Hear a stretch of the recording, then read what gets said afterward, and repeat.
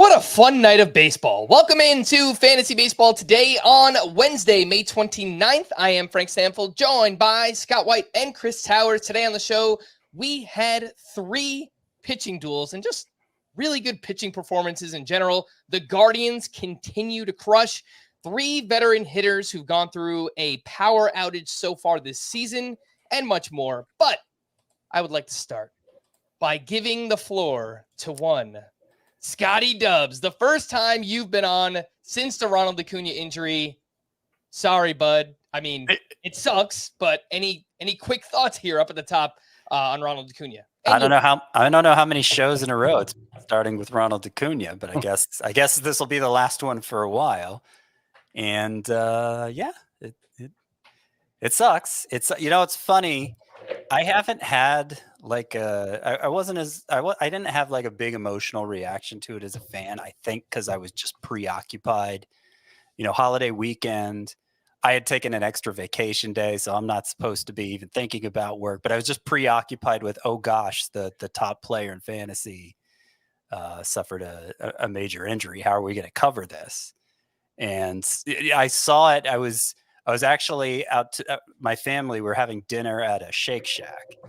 And that's when I saw it on the TVs. And just at the time it was being reported, he left with knee soreness. And I was thinking, oh gosh, does it have to do with like the meniscus? What's going on here? And then they showed the video of it happening. And I was like, oh, that doesn't look good. But, Ronald Acuña, he's always kind of dramatic about injuries. Maybe I had the same thought. Yeah. Yeah, maybe it's not a big deal. And I didn't think we'd find out anything until the next day, but of course we find out something within like 4 or 5 hours that he's out for the season. And I was just feeling the work stress of it. I wasn't really feeling the fan feelings, and so I never had a chance to deal with those. And part of it too is like, okay, well, the last time he tore an ACL, the Braves won the World Series, so maybe that'll happen again. Maybe they don't actually need him. That's a dumb take, but like it's hard to be that upset about losing him when the team reached the highest level it's ever reached without him, Gosh. So baseball is so weird in that way, Mike. Yeah. It's like how many years the Angels had Mike Trout and Ohtani together and like nothing. Nationals win the first year after Bryce Harper leaves. Yeah, that's weird. True. Very true. Fun having good players overrated. Yeah, who would have thought? I mean, look, and it's the same team so like the number 1 pitcher and the number 1 hitter in fantasy coming into the year played for the same team. That team has lost them both. That's true. And everybody still expects them to go to the playoffs. If I had to pick today who would win the division, I would say Phillies, but it's not like that's a guarantee either. So yeah, I mean, it very different from basketball, right? If a team loses its best player, much less, its best offensive player and defensive player, they would just be dead in the water. But that's not how baseball works. It sucks for fantasy, especially, of course, because the one league where I drafted Acuña, I celebrated getting the first pick like I'd won the league already. But I can't even be that upset about that because that's the league where I'm doing the worst, partly because Acuña had underachieved at this point. Yeah. So rough go at it for you, Scotty, for the Braves, for fantasy, obviously. But let's get into the rest of Tuesday's action. I don't believe it! All right, Chris, you get the Olive Garden breadstick. Who is it? It is Ben Brown, starting pitcher for the Chicago Cubs, who went 7 no-hit innings today, struck out, I believe, 9 as I try to pull up the box score, struck out 10. Really, really impressive performance from him. I still don't quite know how I feel about Ben Brown. The curveball is amazing. It's not technically true that that's all he has, but it's not true. His fastball has been pretty not great so far this season. And I just continue to wonder, despite, really good overall numbers, how sustainable this all is. I don't know. How do you guys feel about Ben Brown? Well, I mean, he's a young guy with a lot of swing and miss potential, which he showed throughout the minors. I think the biggest change for him since reaching the majors is suddenly he's not having a hard time throwing strikes. Through 69% strikes in this one, entered 65% strike rate, which is good. It's fine. Hadn't walked more than 61% two in the minors last year, which was not good. Yeah, hasn't walked more than 2 in a start since May 2nd. This was, now a lot of those starts were short. Obviously, This was the second time he went even 5 innings, much less 7. But I do think, I do think he's a power pitcher who could get a lot of strikeouts. His swinging strike rate looks good. This, I think, was the first start that opens my mind to the possibility, really, Ben Brown could be a fantasy asset this year. It's hard to get all breathless about a good pitching performance from an up-and-comer when I look at my teams and, like, there's no pitcher I can drop on any of these teams. Yeah. Like that, there's no urgency, I feel like, to pick up Ben Brown. If you have a crummy pitcher on your roster, by all means, but I just don't have many teams like that. And when I say a crummy pitcher, I don't mean an obvious underachiever like a Framber Valdez or Pablo Lopez. Of course not. But I mean an actual crummy pitcher who you just kept around for whatever reason and need to upgrade. Then I think Ben Brown's a fine choice to pick up. But I don't think most people playing fantasy right now find themselves in that position. You know what it reminds me of a little bit? Early career Tyler Glasnow, who threw hard with an amazing curveball, but didn't really have a third pitch. And obviously that has changed over the years. But that curveball for Ben Brown is pretty damn good. Entering this start ahead of 138 batting average against a 200 slug and a 50% whiff rate. The fastball, while it's a very hard pitch, it does allow a lot of hard contact. So he's not a perfect pitcher. Do worry about the will he maintain this level of control, but he's a big pitcher. He gets that extension. It's a hard fastball, a really good curveball. So I like what we've seen so far. I mean, it's hard to argue against it based on 7 no-hit innings with 10 strikeouts for Ben Brown, but he is up to, he's only 16% rostered, widely available. One of the names we spoke a lot about yesterday was Braxton Garrett, who threw a complete game over the weekend. Would you guys rather have Ben Brown or Braxton Garrett?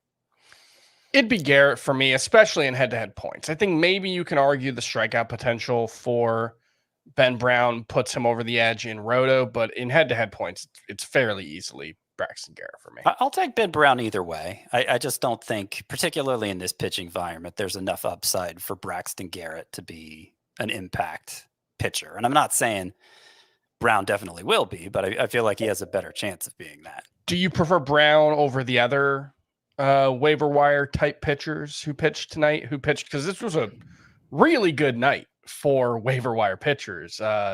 Hunter Brown had an incredible start. Matt Waldron was really good. Tylor Megill, Jake Irvin were all excellent. Is Ben Brown top of that list if they're all available? Yeah, I think so.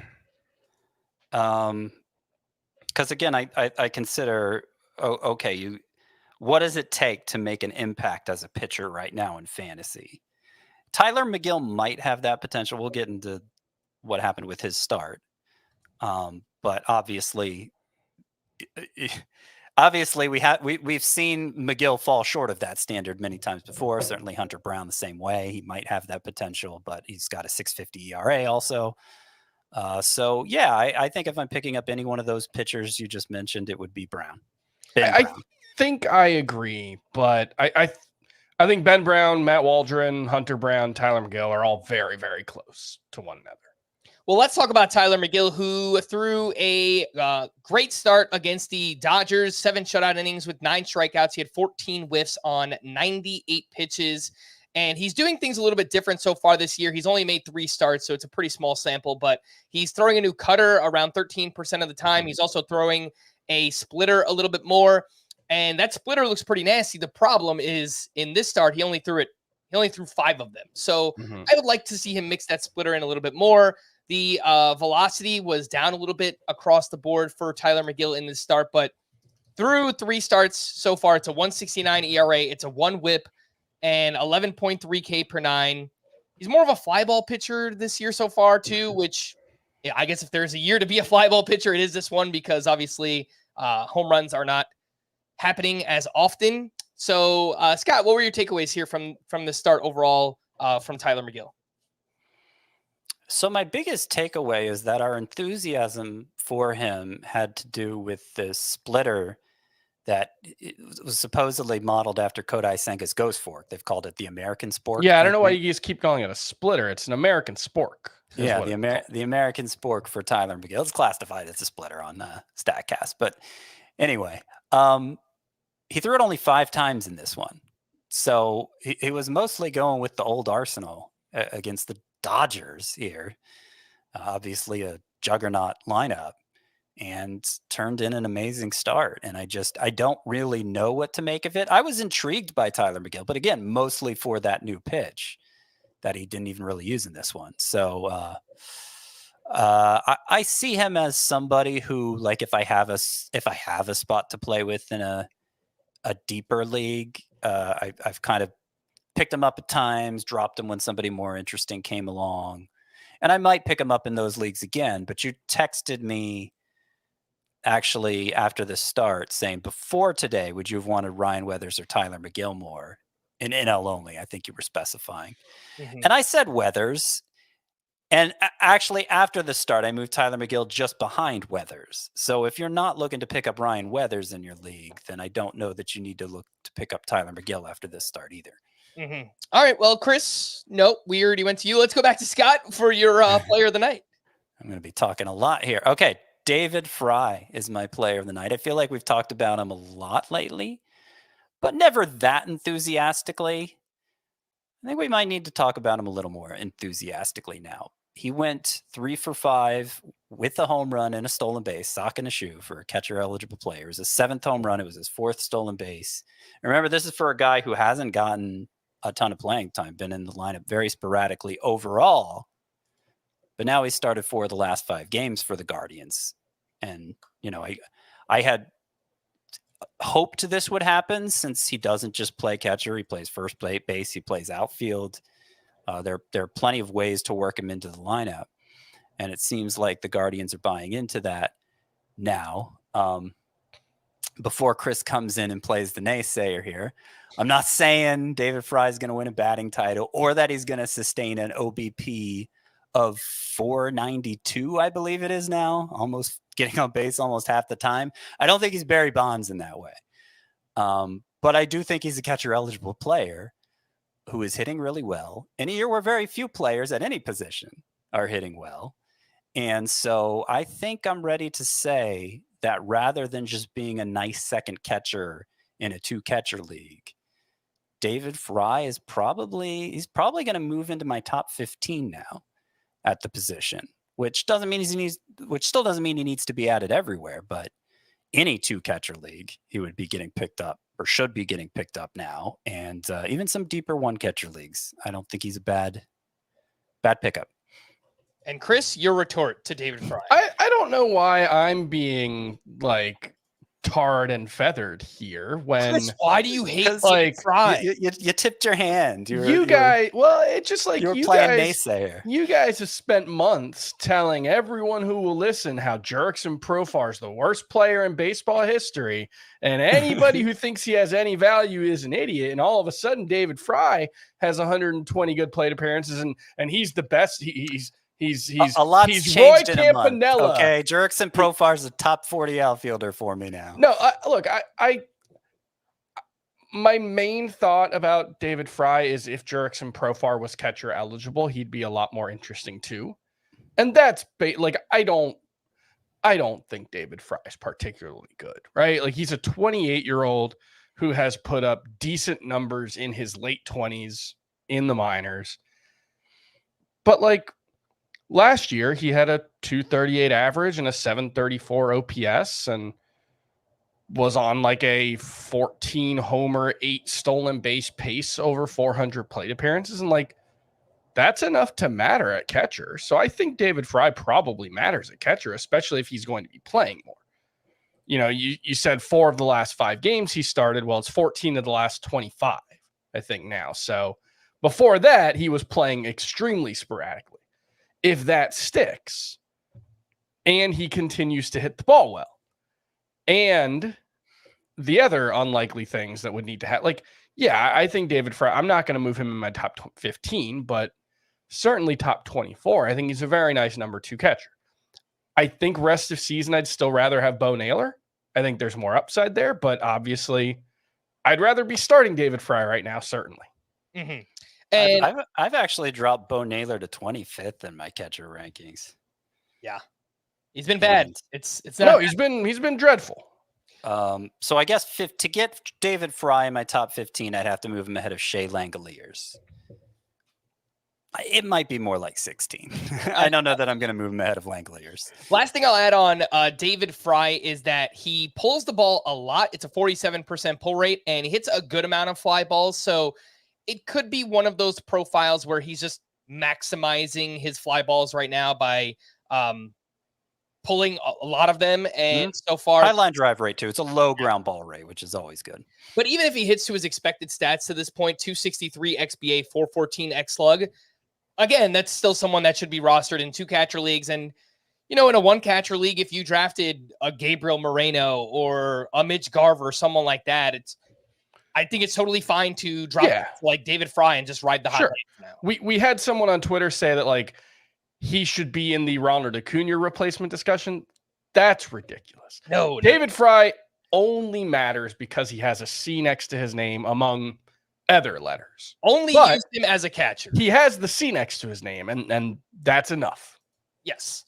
Just wanted to mention the rest of the Guardians offense because they enjoyed their Tuesday night in Coors Field. They put up 13 runs on 13 hits. Jose Ramirez continues his massive May, 2 for 3 with 2 walks and his 16th home run in the month. 296 batting average, 11 homers, 32 RBI. You heard that right. 32 RBI in a month, and it's not over yet. 4 steals and a 1079 OPS. Josh Naylor, 2 for 4 with a double dong, 5 RBI.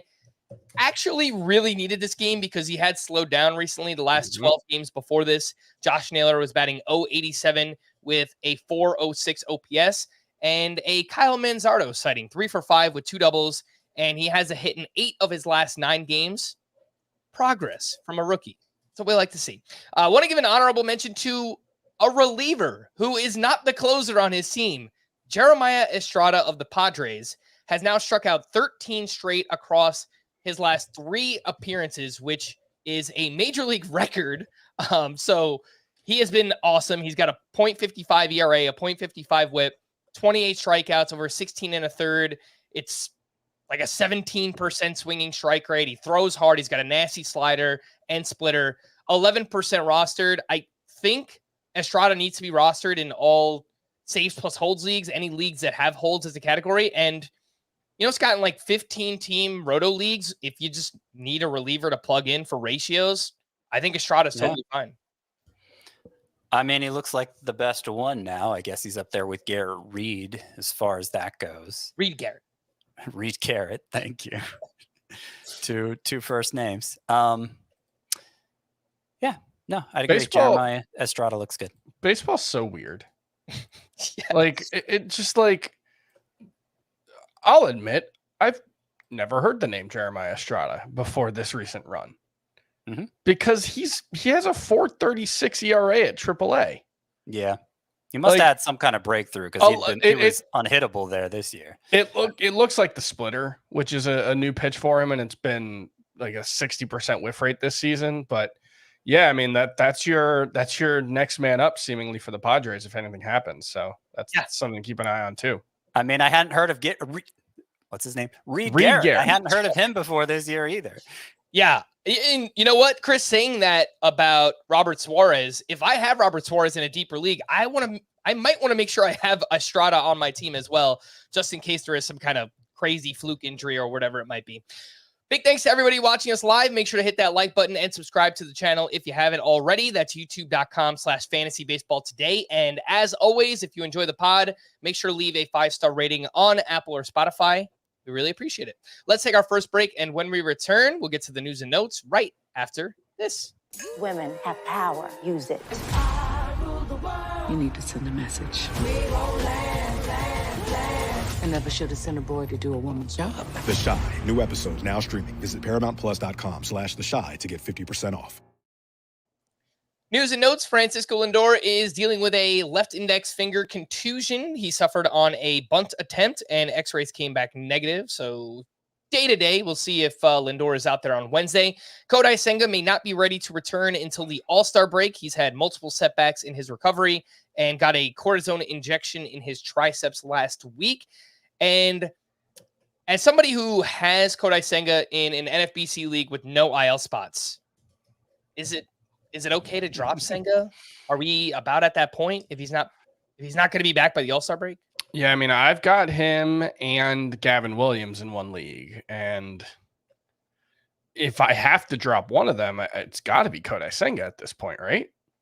Yeah, Gavin Williams supposed to start up a rehab assignment this week, so yeah, could be back in a few weeks. I have more confidence in how Senga will perform. So it's, I guess if we are talking IL spots, I'd rather invest the IL spot in Senga than Williams. But if it's a league without IL spots, which you know what, I'm not sure I want to play in those leagues anymore, to be honest. Like, as many injuries as there have been this year, like, it never goes well for me. And my whole bench is full of injured guys who I can't drop. And it's just not fun. It's not a fun way to play fantasy baseball. You don't want to have to drop a good player just because you have no other way to fill your lineup spot.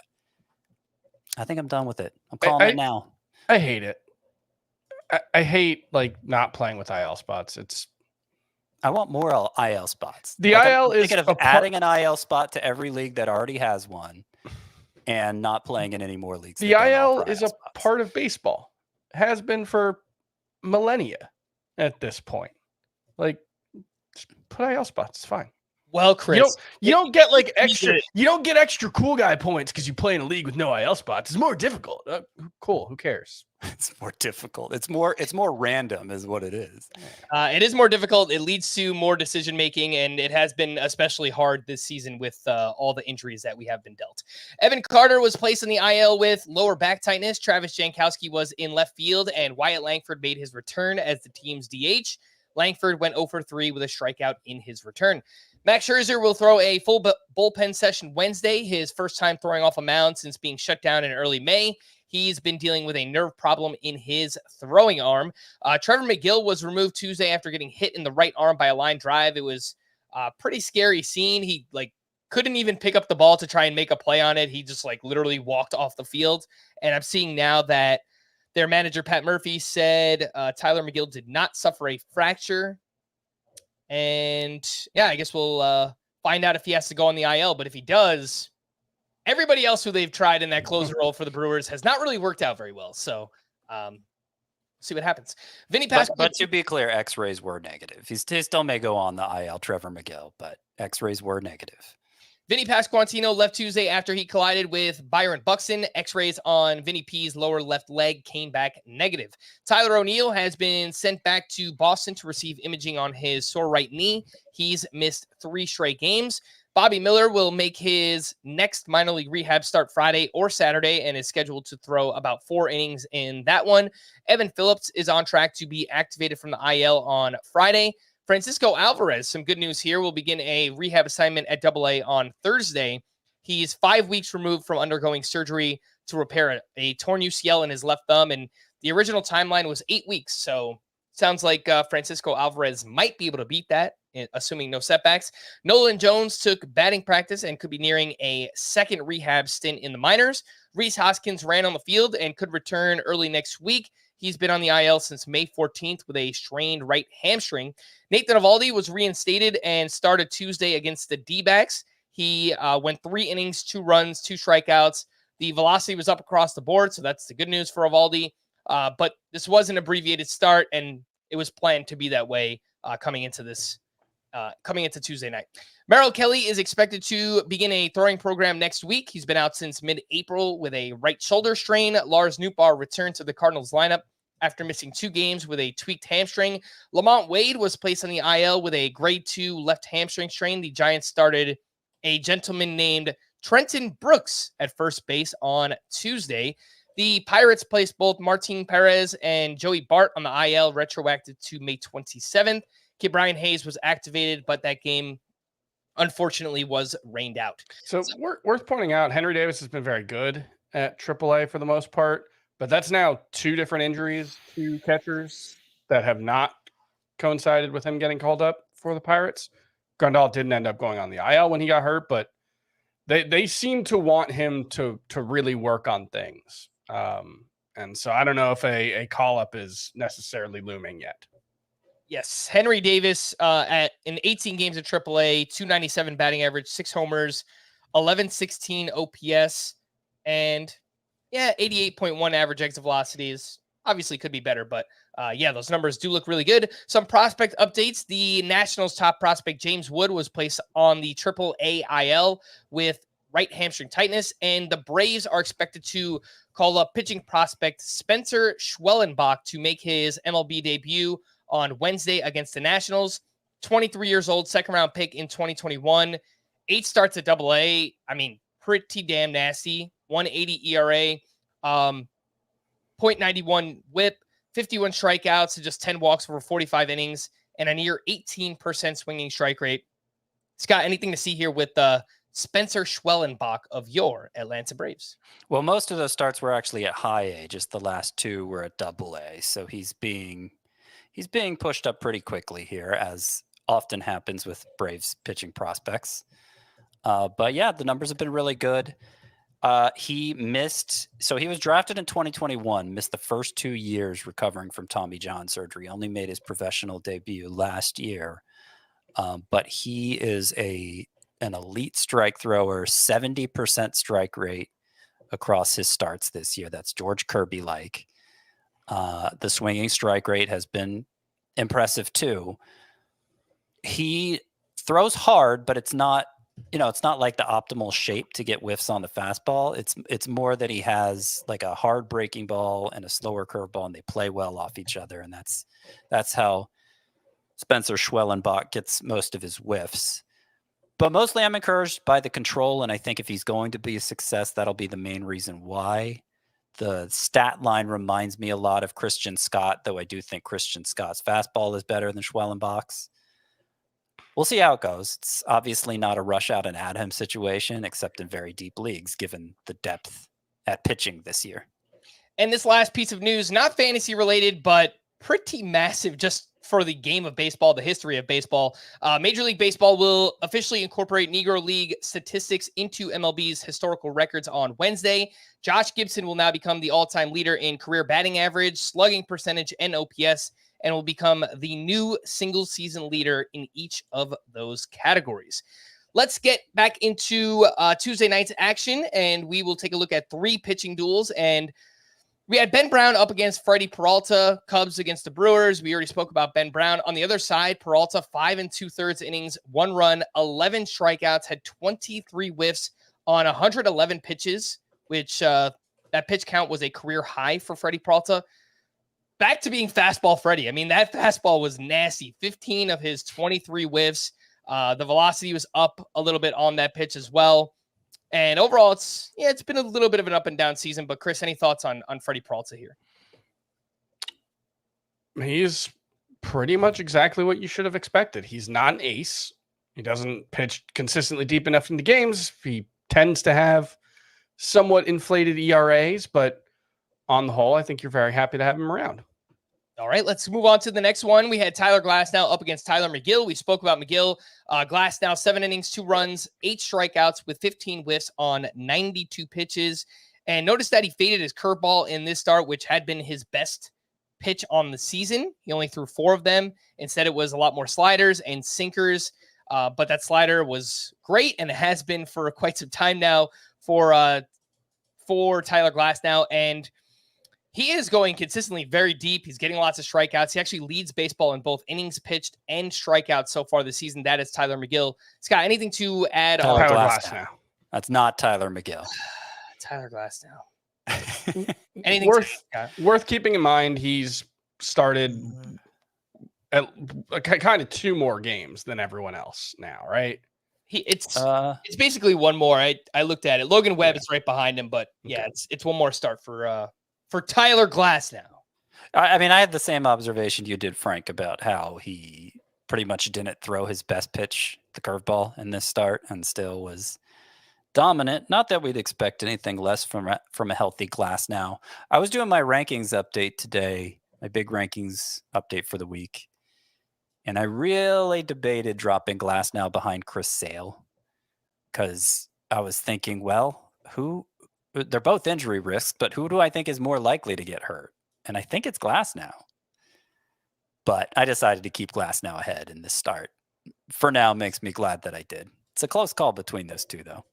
Yeah, I still have Glass now. I think right around 5th. I think like top 5. But yeah, Chris Sale has moved into the top 10. And obviously, both have been awesome.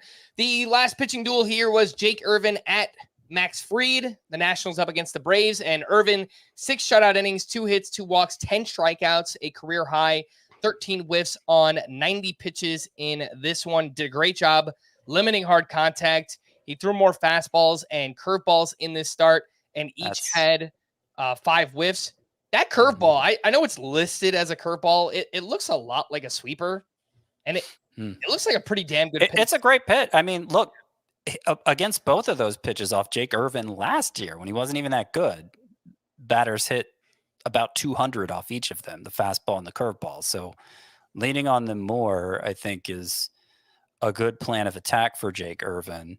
And now he has a 3.43 ERA and 1.03 whip on the year.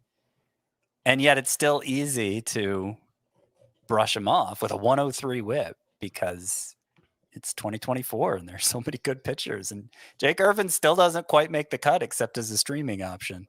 Well, and a big part of that is just, I don't know about you guys, I don't buy it.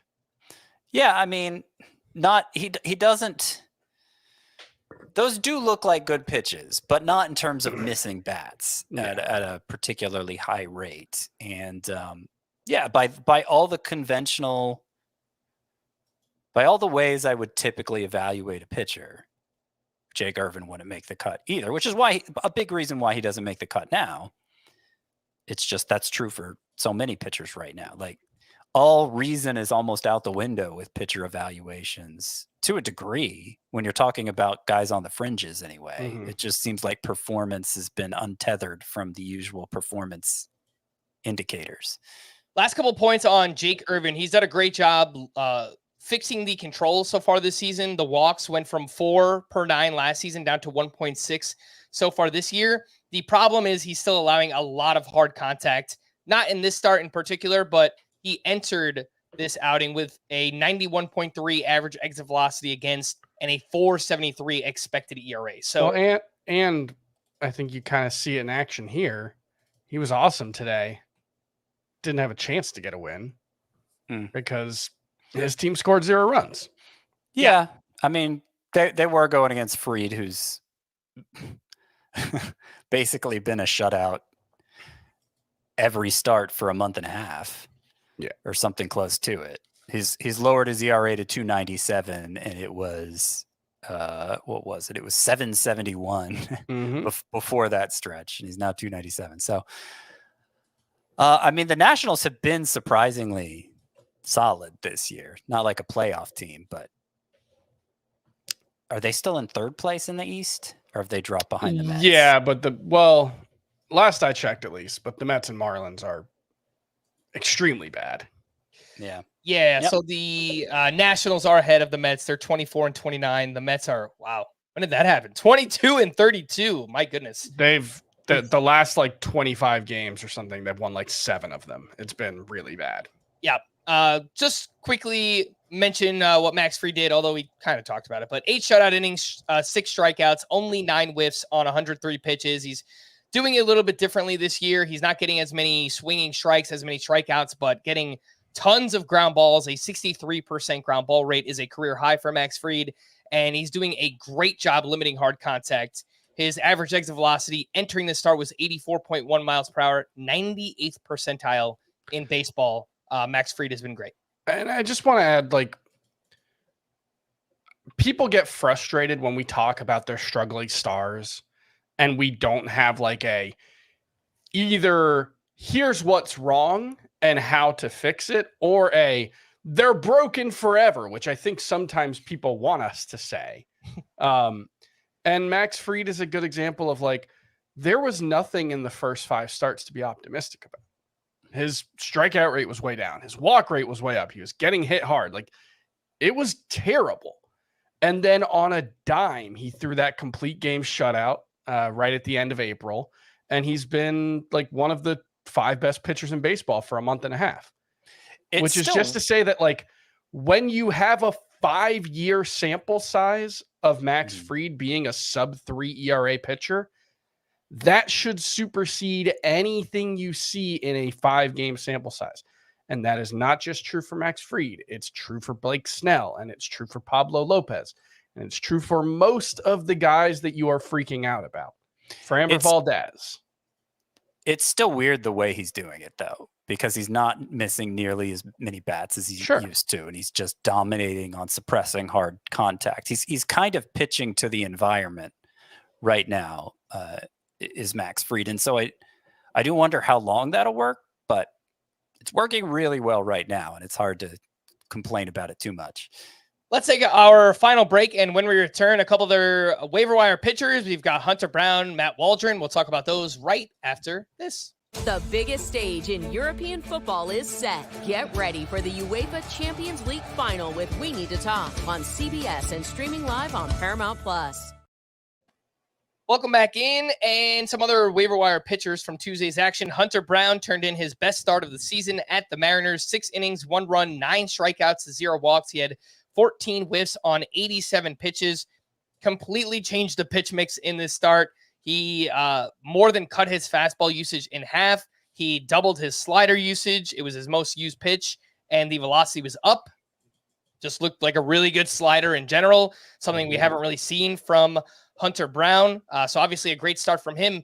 Matt Waldron has turned in 4 strong starts in a row. He was up against the Marlins. He threw 7 shutout with 8 strikeouts, had 15 whiffs on 85 pitches. 11 of those came on the knuckleball, and he threw a ton of knuckleballs in the start, and it was really good. It's easier said than done, right? From my like comfy computer chair, it's easy for me to say, hey, why doesn't Matt Waldron just throw his knuckleball all the time? But why doesn't Matt Waldron just throw his knuckleball all the time? It's by far his best pitch. It's the only one of his pitches I think that's any good at all. And it's unique. Nobody sees that pitch. So he threw it 55% of the time. I believe that was a season high today. I don't see why he shouldn't be following the R.A. Dickey approach and just throwing it like 75, 80% of the time. I can't see a good argument against it unless he just can't command it well. Maybe he's increasing like Matt Waldron was a bad minor league pitcher, and you wonder how minor leaguers were hitting that knuckleball. And maybe I could pull up the data and see if he's throwing the knuckleball more than he was in those days. But Matt Waldron is interesting among knuckleballers, as rare as they are, in a couple of ways. Because remember, R.A. Dickey, the whole thing with him was it's a power knuckleball. He throws that knuckleballer harder than knuckleballers typically do. Well, Matt Waldron throws it just as hard, high 70s. Yeah. It's the same velocity as R.A. Dickey was throwing it at. And his fastball, now I agree, we don't want Waldron throwing his fastball a lot, but as a change of pace offering, it's going to catch hitters off guard more than the typical knuckleballer because he actually gets it over 90 miles per hour. Yeah, his whiff rate on it is okay, yeah. R.A. Dickey's was 84. Yeah. You never see a knuckleballer throw, I shouldn't say never, but it's rare for a knuckleballer to throw a fastball as hard as Waldron throws it. So there may be something here. How hard was David Fletcher's fastball? David Fletcher. I don't know if you guys saw, he was throwing knuckleballs before his, Yeah. 4 straight starts, 2 earned runs or fewer now for Matt Waldron. Like I've been saying all show, it's hard to find yourself in a place where you want to gamble on a starting pitcher right now, and Waldron feels like a big gamble. But don't be surprised if Matt Waldron is the name we're talking about for the next few years. The last 4 starts, by the way, for Waldron, it's a 196 ERA, 109 whip, 31 strikeouts over 23 innings. Last name I wanted to mention was Kyle Gibson, who turned in a strong start at the Reds. 6 innings, 1 run, 6 strikeouts. He had 15 whiffs and actually made the sweeper his most used pitch in the start. And it's actually a pretty damn good sweeper. Surprised he doesn't try and use it a little bit more. I think we kind of know what Kyle Gibson is, but Mhm. how would you guys rank of all the names that we've talked about today? The Ben Brown, Tylor Megill, Matt Waldron, Hunter Brown. Throw Kyle Gibson in that mix if you want. I would take Waldron over all of them except Ben Brown. I would take Hunter Brown over Jake Irvin and Tylor Megill, I think. Okay. I would go Ben Brown 1, Tylor Megill 2, Waldron 3, Hunter Brown 4. Maybe Irvin 4. I don't know. It depends how urgently you need to use them. Hunter Brown's obviously been a disaster this year. Obviously, this start was great. And maybe so he actually did make a big arsenal change here. He threw his fastball just 24% of the time. And he's thrown his cutter in the garbage where it belonged, because that pitch was a disaster for him early in the Normally his fastball's 44%. And so he threw it 20 percentage points less. And so maybe that's the key to unlocking Hunter Brown's potential, but it's just one start of it. But he did have a very good May. He had a 3.41 ERA, 29 strikeouts, and 26 innings, for what it's worth. That is Hunter Brown. I mean, it right? wasn't worth noticing until this start, but it was better than his April for sure. Yeah, he last point on Hunter Brown, he threw more splitters in this start as well, and his splitter has actually been his best pitch this season, 192 batting average against with a 40% whiff rate. So we'll see where it goes, but I think I would put Ben Brown at the top. I agree. I think Megill and then Matt Waldron. I think those are probably the three most interesting ones of that group.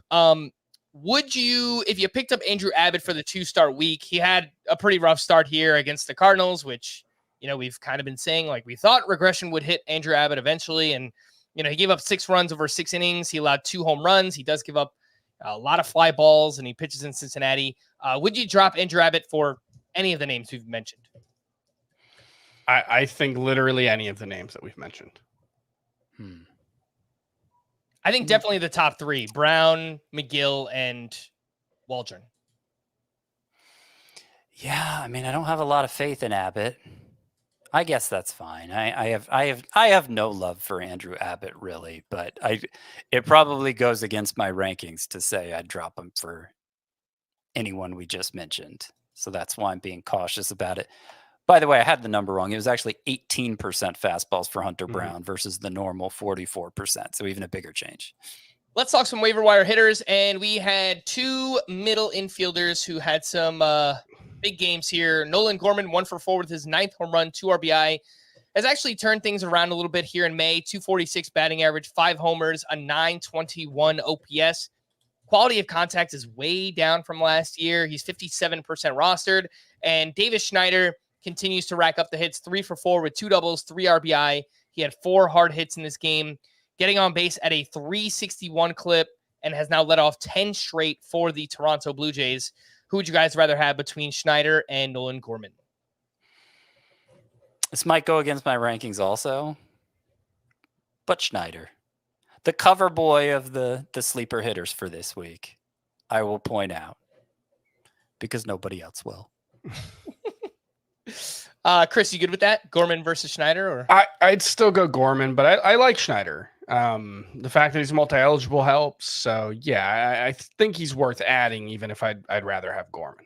What it is like, there's no reason to be rostering Nolan Gorman in a 12-team head-to-head league. None at all. Sure. And there may be reason to have Schneider rostered in that league as a fill-in, a shallow league. In a deep league, would there be somebody else I'd drop for Schneider rather than Gorman? Probably, because I think in the long run, Gorman's going to be among the second base leaders in home runs still. He'll get hot at some point and hit like 8 home runs in the span of 2 weeks and make up a lot of ground. But obviously in those shallower leagues, Schneider, well, in any league, Schneider's much more startable right now. Someone asked me this on Twitter earlier. Would you, if you have Davis Schneider and Ozzy Albies, like, would you sit Albies as cold as he's been for Schneider just in the meantime? Obviously not dropping, but I don't think I could do that. Yeah, I don't do that. Okay. Let's talk about Jesse Winker. He continues to run, which is kind of this odd thing that he's doing. You know, the Washington very slow. Yeah. The Nationals, I mean, as a team are running crazy this year, but he picked up his 8th stolen base. Jesse Winker had 3 steals total in his career entering this season. He now has 8 steals to this point, which has been crazy. He is 33% rostered. But the thing you have to keep in mind, his sprint speed is way, way up to 18th percentile in the entire league. What was it usually? He was first percentile last year. He was 14th percentile the year before. I mean, maybe it's an indication of just how much better he's feeling this year after all the injuries with Seattle and Milwaukee. But you know, you mentioned he's had the 8th stolen base. He also got picked off in this game, so he was trying to go for a steal then too, and that came before the stolen base. So even after getting picked off, he wasn't afraid to then take off and steal another base. So I guess this is just part of who Jesse Winker is now, and we're all better for it. He's must roster in 5 outfielder leagues. Yeah, that's exactly where I was going. And I brought these names up to Chris yesterday. Eddie Rosario, JJ Bleday, Leody Taveras, Alec Burleson, Adam Duvall, Tyler Freeman. I think those are some names that could be out there in 5 outfielder leagues. Would you take Winker over any or all of them? Again, it was Freeman, Duvall, Burleson, Leody Taveras, Bleday, and Eddie Rosario. Yeah, I have him ranked. I have Winker ranked ahead of all those guys. Chris? Sorry, can you say the names again? Rosario, Bleday, Taveras, Burleson, Duvall, and Tyler Freeman. Yeah, he's probably at the top of that list. Yeah. Would he be ahead of Kelnick? Yeah. Kelnick, I mean, what has Kelnick done? I was watching. Well, he hasn't played that consistently, but now he's going to. Mm-hmm. But he hasn't been running at all. No, his quality of contact metrics aren't particularly impressive. I agree. I just didn't hear what you guys had to like between Kelnick and Duvall with the Acuña injury. I'd be more likely to pick up Kelnick. Just the potential that he breaks out finally. I think I would go with Duvall. Yeah, I mean Duvall, you have a better idea what to expect. It's pretty one-dimensional, but I feel like we have a pretty good idea of what to expect from Jared Kelnick. He's still so young, though. He is 24. Yeah, but like that's he's had 2 good months in the majors. We haven't even seen a sign of it with the Braves, who like normally they work their magic. They have great hitting development, and we haven't seen really anything from him. So like over the last calendar year, he has a 661 OPS. I just think he's not good. Yeah, I would lean that route as well. I would go with Adam Duvall. He's still young. Like it's kind of like I'm not saying I'm a Kelnick optimist. I picked him up in the 16 team for the People League, but then I dropped him because he just didn't fit. Someone was coming off the IL and I had to drop him. So it's not like I'm like super eager to add Kelnick in fantasy or anything, but like he's 24. Like there's a chance. Is he younger than Henry Davis? He might be younger than Henry Davis. We can't completely write him off, but I don't want to say there's no chance. I would not pick him up. I would have have to see if he's younger than Henry Davis. I think he's about 30 days older than Henry Davis. Yes, okay. He's about 2 months older than Henry Davis. Let's talk about 2 names in much deeper leagues, like 15-team roto league, stuff like that. Miguel Andujar. That's right. That Miguel Andujar, 1 for 4 with a 3-run homer. He also had 3 hits in his first game on Friday. He has started 3 of 4 and obviously plays on a bad team. I think he's going to get some opportunity to play. Was having a big spring training before he got hurt as well. That's Miguel Andujar. And Kevin Pillar. Yeah, that Kevin Pillar. He is on a tear right now with the Angels. He's getting a chance to play. Went 3 for 4 with his 6th home run. And he's batting .349. He's got 6 steals. He's got a 1041 OPS. I don't know how. But anything to see here with either one, Andujar or Kevin Pillar. The Angels are the island of misfit mid-2000s former prospects. And I guess everybody's going to get a chance to have a good week on the Angels roster. But no, I'm not particularly interested in Miguel Andujar for obvious reasons. He hasn't been good at all since 2018. But he has continued to hit at AAA, and he is the Oakland Athletics cleanup hitter right now. So I'd rather roster him than Kevin Pillar. Yeah, I mean, Pillar's not playing every day even. Yeah, he's only started 6 of the past 9 games. So it could be, playing him against lefties. I'd take Jared Kelenic over both. I'll tell you that much. I agree with that one. Yes. I was going to say I might take Kevin Pillar over Jared Kelenic right now. At least Pillar is doing something. Let's talk about 3 veteran bats who have had a power outage to this point in the season. And oddly enough, I mean, Freddie Freeman and Nolan Arenado did homer here on Tuesday. Freeman went 3 for 5 with his 6th home run in game 1 of their doubleheader. He added 2 more hits in game 2. And I mean, there are some things under the hood. The quality of contact is down a little bit for Freddie Freeman. And with all 3 of these guys, I mean, they're all 33 years old or older. So it could just be like, all right, it's getting a little bit harder to hit for power. Nolan Arenado is the next name, 1 for 4 with a walk and his 4th home run.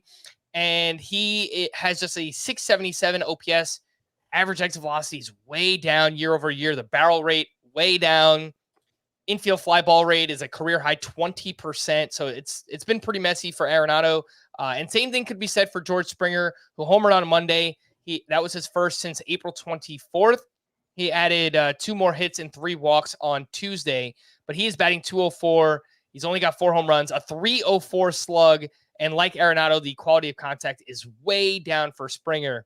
Anything that stands out in particular with any of these 3 names, or are you just like pretty confident they're all going to get back on track? I am not particularly confident in Arenado and Springer. Probably more confident in Arenado. He sounds pretty frustrated right now. He was talking about, the kind of hitter I am. I haven't been that guy in like a year, is basically what he said. And, he talked about how he's usually pulling everything and hitting for power to the pull side, and he just hasn't been able to do it. Given that we've seen him succeed with middling or frankly worse quality of contact metrics, I think Nolan Arenado can get going. The one that stands out to me, and this was something that I remember seeing get talked about a little bit very early in the season, is Freddie Freeman has been not very good against fastballs this season. Looking at Baseball Savant's run values by pitch type, he has been -4. He's been worth -4 runs against 4-seamers, -3 against sinkers. Last year it was 20 and 12 respectively. And, I saw someone point out that, he said something about like, I hope Shohei Ohtani steals 80 bases ahead of me or something. And he said, I'll pass on fastballs if he wants to run. And I wonder if there's something there that he's like passing on some hittable pitches in order to give Ohtani opportunities to run. I don't know. That's the one thing that I could see, but my actual level of concern for Freddie Freeman is basically 0. He's got such a long track record that I am very confident he's going to figure it out. So to give some other numbers against the fastball, his average exit velocity and max exit velocity against the fastball are basically exactly the same as last year. His swinging strike rate is the highest in 5 years, but he pretty regularly had higher swinging strike rates against the fastball before then. So I don't think it's like a Paul Goldschmidt situation with Freeman, and I've had no inclination to move him down from first in the first base rankings. Yeah, same. I have moved. Actually, the one of these 3 who I've kind of given up on is Arenado. I keep moving third baseman ahead of him, and third base hasn't even been that great of a position, but he just he has one trick. He's basically Isaac Paredes, and it's certainly since Colorado he's been Isaac Paredes, and if that trick isn't playing anymore, then there really isn't much there. Springer at least walks and he steals bases, and I wouldn't rule out either of them bouncing back. I just don't know that bouncing back in Nolan Arenado's case is enough to get excited about. Last thing I'll add on George Springer, and this seems to be some kind of clear Blue Jays team philosophy. The pull rate is down for all of them. And George Springer, when he was at his best, 2 years ago, it was a 48% pull rate. Last year, 39.5%. This year, it's down to 35%. So that pull rate, like Bo Bichette, like Vlad, it's been down for George Springer. And the ground balls, a career high. So those two things in conjunction, it is going to lead to less home runs. And this could be the start of all right, maybe Springer's a 15 to 20 home run hitter moving forward type thing, unless he can get back to pulling the ball and doing so in the air. But we'll see where it goes from here. I think Freeman is probably the one I'm least worried about. Last thing on him, Freeman had 4 home runs in the first 2 months of 2022, and then 17 from June 1st on. So it's not crazy for him to get hot once the weather starts to heat up a little bit. Some pitching leftovers, and we had some big names on the mound. Kevin Gausman, a quality start at the White Sox, 6 innings, 1 run, 3 strikeouts there.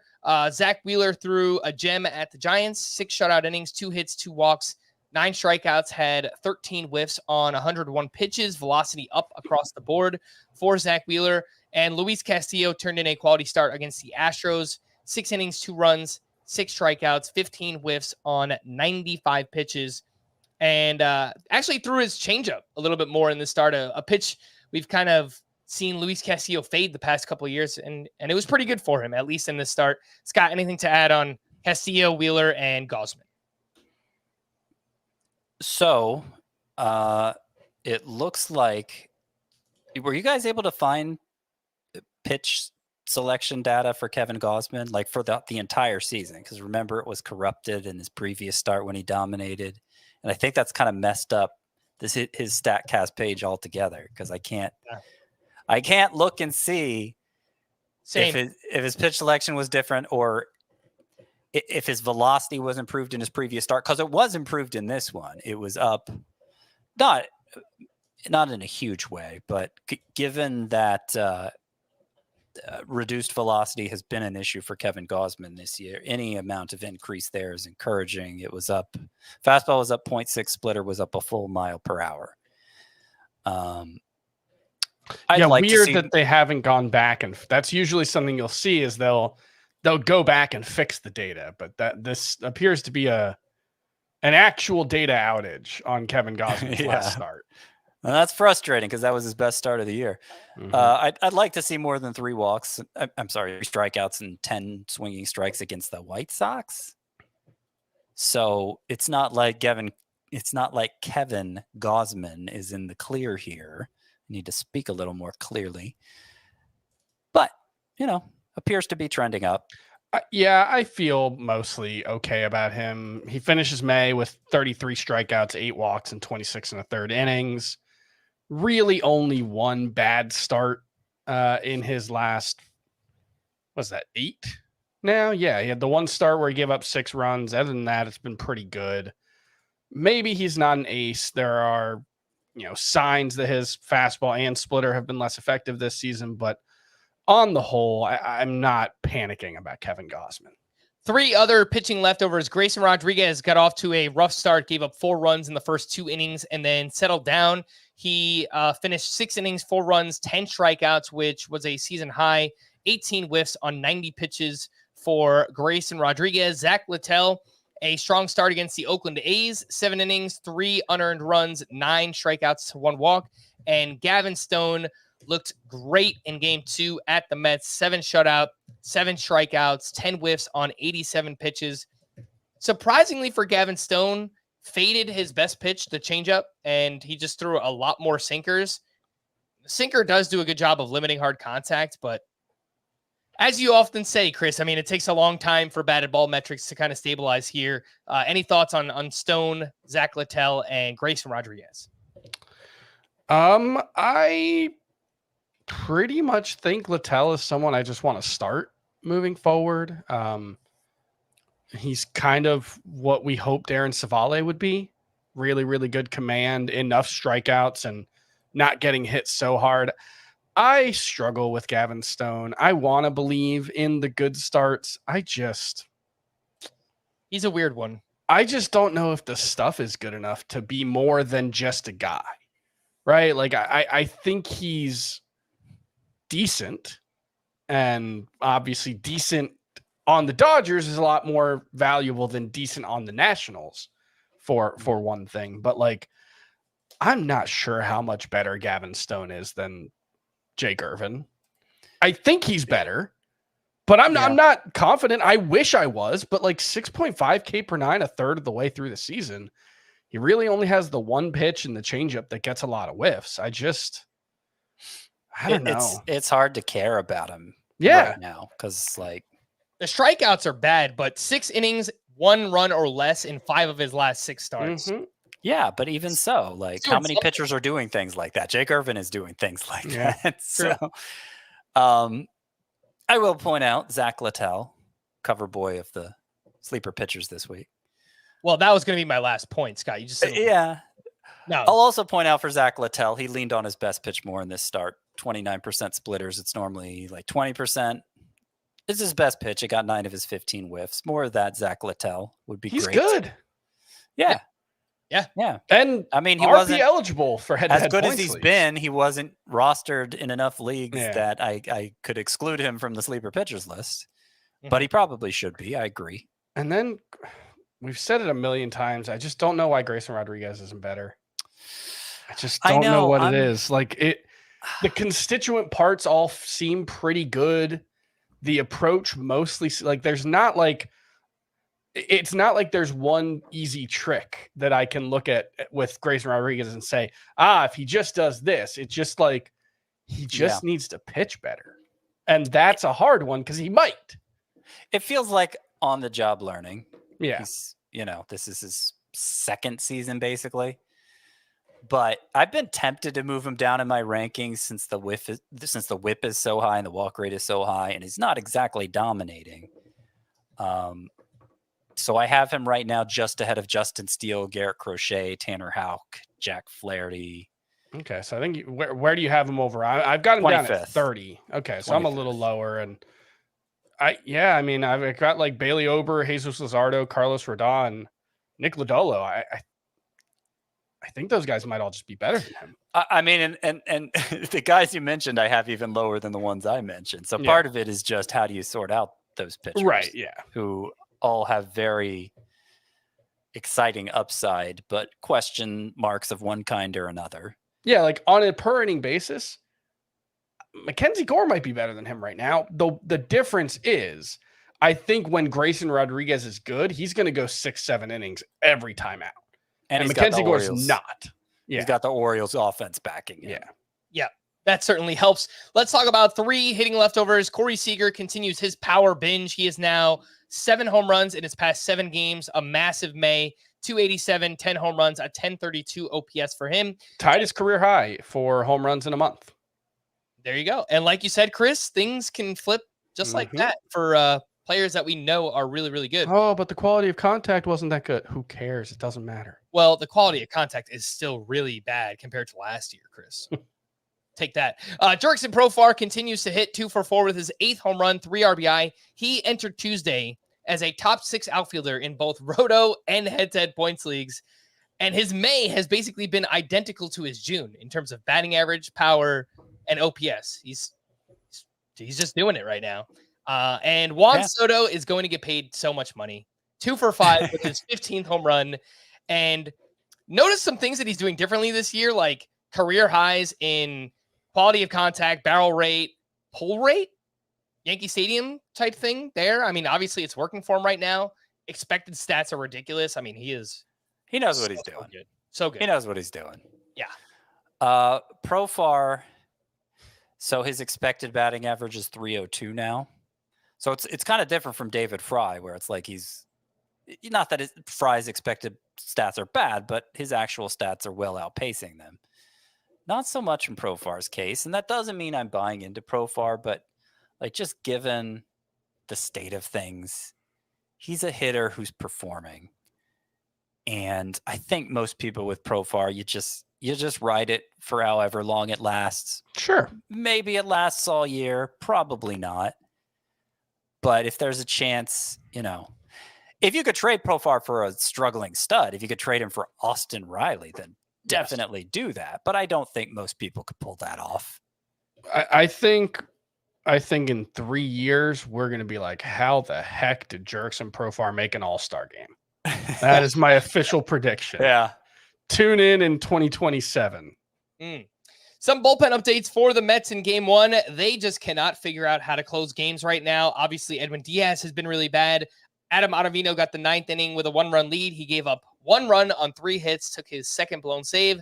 The Mets lost in extras because on the other side, it was Blake Trinan who got the 10th inning with a 3-run lead. He struck out 2 for his first save. And then in game 2, it was lefty Alex Vesia who entered in the 8th with a 3-run lead. He threw 2 no-hit innings for his second save of the season. For the Oakland A's, Mason Miller gave up a hit and a walk, but he struck out 2 for his 11th save. For the Braves, Raisel Iglesias picked up his 13th. For the Twins, Yohan Duran got the 9th with a 2-run lead. Gave up 2 hits, but picked up his 8th save. I'll point out that each of Yohan Duran's last 5 appearances has been in the 9th inning for a save. So he's back to being, I think, a surefire closer. And I was lucky to be able to pick him back up in the podcast league after dropping him.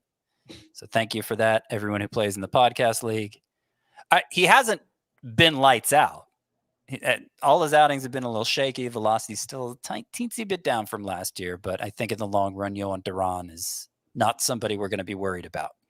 For the Rangers, Kirby Yates got the 9th with a 2-run lead. He gave up a hit and a walk, but struck out 2 for his 8th save. For the Cubs, Hector Neris got the 9th with a 1-run lead. He gave up 1 run on a walk and a hit. He took his second blown save, but picked up his 5th win of the season. For the Yankees, Clay Holmes entered with 2 outs in the 8th inning. Runners on first and second with a 1-run lead. He gave up a 2-run double to Taylor Ward, took his 3rd blown save. For the Angels, Carlos Estevez pitched a clean 9th for his 8th save. And for the Mariners, Andres Munoz was unavailable. Ryan Stanek struck out 3 for his 3rd save of the season. To stream or not to stream on Wednesday, and I think, who did we say? Braxton Garrett at the Padres, Alek Manoah at the White Sox, and we were kind of scared of anybody else. I think Montas against the Cardinals could be fine. Okay. I think I mentioned Tyler Anderson against the Yankees, but I mean, there's no way I could do that. I could do that badly. I like Bryce Wilson has been pretty useful for a month now. You love Bryce Wilson, man. He's been good. I don't think he's good, but he has been good. And then it would not surprise me if Spencer Schwellenbach had like 6 strikeouts over 5 good innings. Yeah. He's probably the 3rd name I would choose here, honestly. But I agree with the broader take that Alek Manoah and Braxton Garrett are the only 2 you might really consider streaming unless you're desperate. On Thursday, I think Christian Scott's still under 70% rostered up against the D-backs. I think that's fine. Chris Paddock against the Royals. You know, Paddock, he's had some blow-up starts. He's obviously had some really good ones too. Like, I don't know. I feel like it's frustrating to see him go away from the slider in the most recent start because that had been a big deal for him so far in May, and I think he only threw it like 4 times in the last start. Scott, Paddock, and Tyone. Trevor Williams has pitched well, but he's at the Braves. Doesn't mean what it used to mean. Yeah. But I think I like Wednesday's options more than Thursday's. Would you guys take Trevor Williams over Tyone or Paddock on Thursday? I'd take him over Tyone. I'd take him over Tyone, not Paddock. Scott, Paddock, Trevor Williams are the top 3 for Thursday. But I wouldn't say I'm excited about either. Scott, that's a tough matchup. We just think he's a good pitcher. I wouldn't be surprised if Spencer Arrighetti had a good start against the Mariners. They've been really bad. Strikeout rate is super high. He's had flashes. All right, we're going to wrap there for Scott and Chris. I am Frank. Thanks as always for tuning into Fantasy Baseball today. Please make sure to follow and leave a 5-star rating on Apple or Spotify. And we will be back again tomorrow. Bye-bye.